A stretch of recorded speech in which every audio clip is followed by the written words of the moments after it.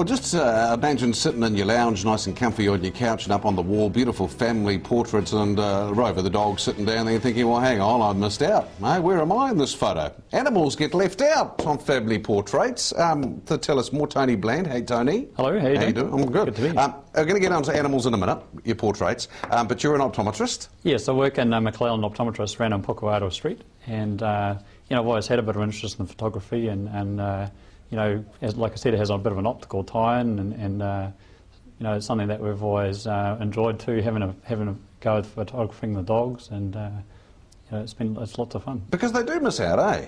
Yeah, they do. You know, often a lot of people have photographs of their pets, but you know, don't necessarily have the time to sit down and do a proper formal portrait. So you know, we quite enjoyed doing that as well. Because I had a flick through the website and some photos you sent through for us to put up on screen today. Yeah.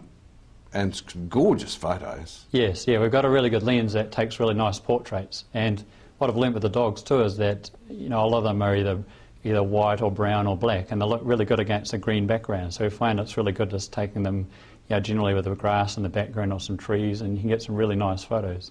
And, you know, I really like to work on also capturing the face in particular, because obviously that shows a lot of the personality. So that's how I work on doing that. So are you taking photos of all types of pets, or is it just mainly dogs has been the focus, but yeah, we can definitely take photos of any pets. So, you know, any animals are always kind of hard case taking the pictures. You can't always get them looking in the right direction, so you've got to be pretty adaptable. So some of the photos, like I say, I was looking at, I mean, you must have spent hours trying to get them. Yeah, no, it's quite interesting. A lot of the time, like the photos you've seen, we really worked on you know, getting the right setup, and then often what we'll do is get the owner standing behind where I'm standing with a camera, and you know, that often has the dog or other pets looking in the right direction, and you know, it's interesting. You definitely take quite a few photos, but you can get some good ones out of it. Get some goodies, yeah. And like I say, it's the pets that miss out normally with a family portrait, and pets are part of the family. Yeah, they are, absolutely. Absolutely. Yes, just as much as the kids are, for sure. And so maybe a good idea for a Christmas present? Yes, for somebody? Yes, absolutely. And you know, we've had a few people approach us and take photos, you know, for friends and family for sure, you know, because they like to have a memento of how the pet is, you know, their family member at different stages of their lives and so on too. It works really well. Now, you're, one of the reasons we got you in here is to congratulate you, because you're doing this and passing on funds to the SPCA. Yeah. When they had their Dogs Day out recently in November, we thought, well, you know, we're really keen to help out, and a good way we thought of doing it is to say to people, well, you know, if you'd like to make a donation, we'll pass all the funds on to the SPCA. And so what we did is, it was actually my wife's idea, and so she contacted Amanda Drury at the Vet Plus, who was organising the Dogs Day out, and said we'd like to help.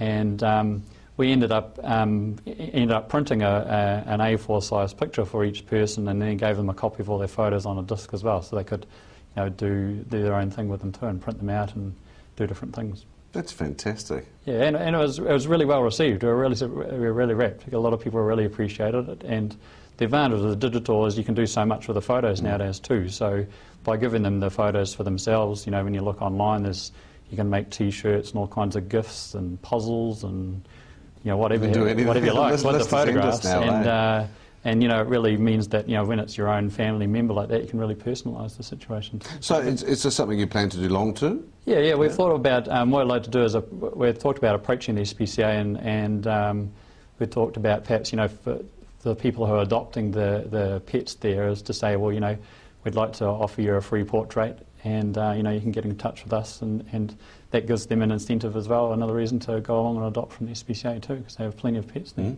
You might find you have to give up being an optometrist, eh? It might become a full-time job. Absolutely, yeah, and it's great fun. You know, photographing the dogs in particular is just really good. They've got such awesome personalities, and it was just lots of fun, particularly at the Dogs Day Out, you know, getting them to look in the right direction. And some dogs, you know, have no problems in pointing the camera at them, and others are like, you know, don't really want to get to know you at all, you know, and it's just really hard case. So we had lots of fun with it. Awesome. And for people who'd like to find out more, there's that website. Yeah, the website is madeye.co.nz, and yeah, there's email contact on there as well. Which is important, because that money goes to help the SPCA. Yes, everything's donated, absolutely. Eye care over summer, quickly, what do we need to do?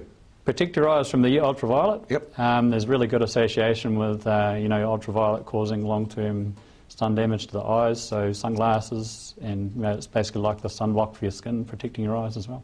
So any specific, is it got to be polarised, is that right? Or? Not necessarily. The main thing is we recommend making sure that you've got something that's officially sunglasses. Yep.